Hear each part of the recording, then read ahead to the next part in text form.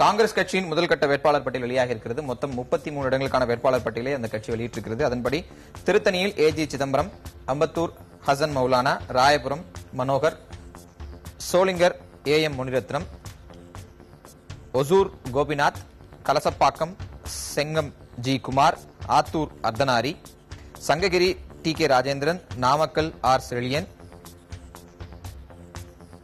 Dharapuram V S Kalimuthu, Gobi S P Saravanan, Udhagamandalam R Ganesh, Sulur V M C Manoharan, Kovai தெற்கு Mayura S Jayakumar, Vedasandur Sivasakthi, Karur Subramaniam, Vilavancode Vijayadharani, Colachel J G Prince, Nanguneri H Vasanthakumar, Tenkasi Palani Nadar, Mudukulathur S Pandi, Thirumangalam R Jayaraman, Madurai வடக்கு கார்த்திகேயன்,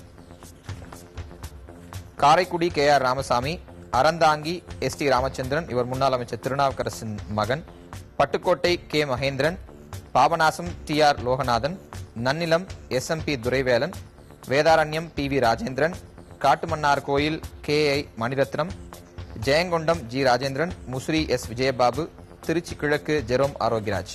33 பேர் கொண்ட பட்டியலை காங்கிரஸ் கட்சி முதல் கட்டமாக வெளியிட்டிருக்கிறது. இரண்டாம் கட்ட பட்டியல் நாளை வெளியாகும் என்று தகவல்கள் தெரிவிக்கின்றன.